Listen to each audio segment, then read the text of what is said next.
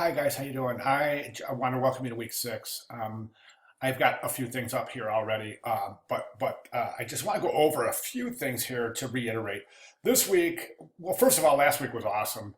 I thought you guys got to be feeling it, man. This is really a very tight knit class, and I really love the way you guys are bouncing off each other and responding. It's actually fascinating to watch as an instructor because it's exactly what you want to see a class develop as an entity, and it's fascinating. It really is. So kudos to you guys. Please keep up the work. Couple more weeks left, and that's it. So last week was good. I think last week the main thing I want to talk about last week is use of the grid. And guys, listen to me right now, please understand this, okay? There's two things I want to say. One of the things that's going to get you hired as a designer is your knowledge of layout, typography and layout. And you express that knowledge right now, today, in this present time, in the world of graphic design. That knowledge is expressed through the use of InDesign.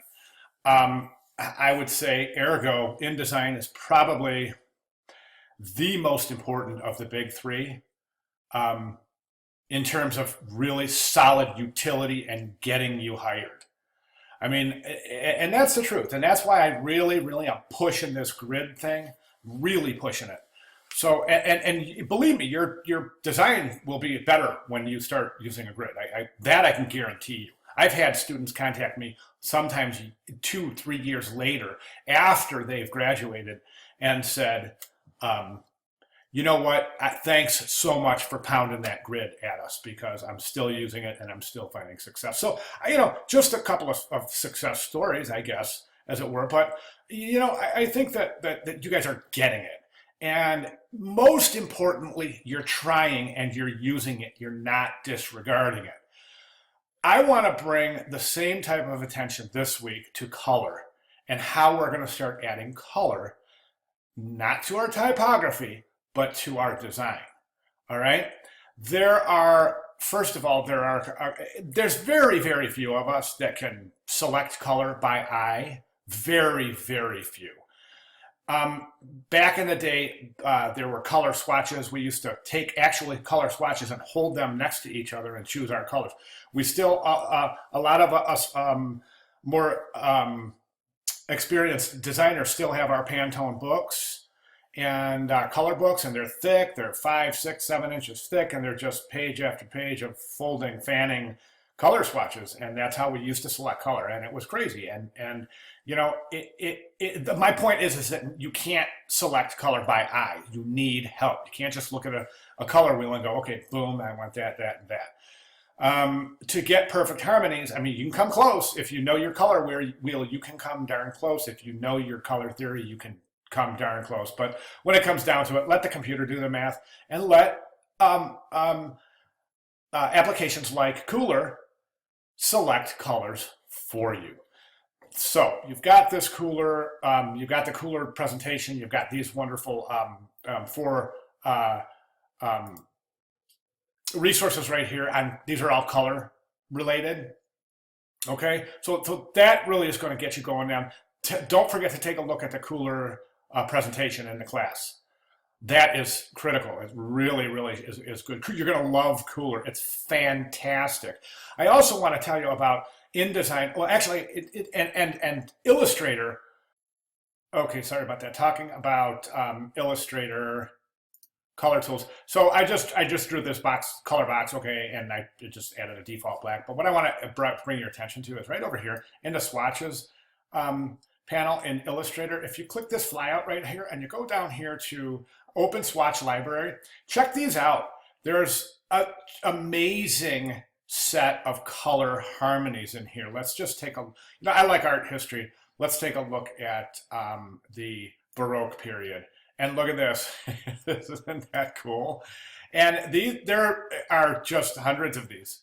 So, and you can export these folders, and they're all harmonious. They're all mathematically correct. So have at it as far as that goes. Again, that's color swatches in Illustrator, Open Swatch Library and you can go through all of these wonderful, wonderful earth tones, just wonderful type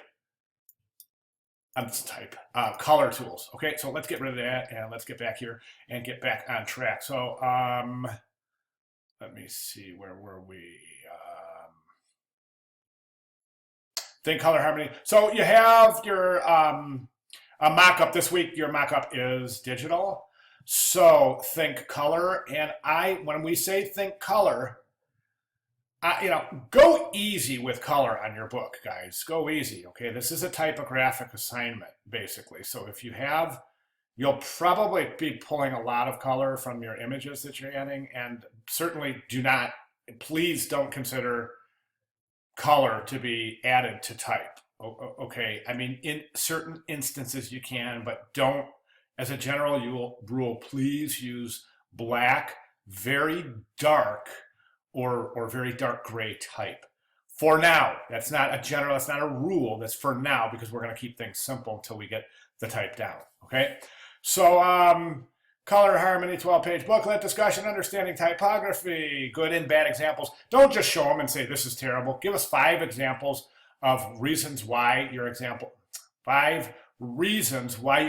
are good, or in the other case, 5 reasons why your examples are bad. Okay, that's what I have. So guys, awesome, good job, week 5. Let's jump into week 6, and I'll see you guys in discussion board. Awesome, thanks.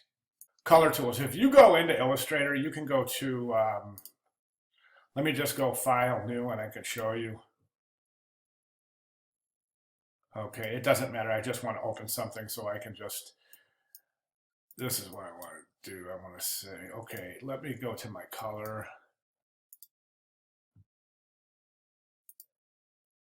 Okay, here's my color window. I'm just going to pull this out, this right here, and we're going to go down here to, oops.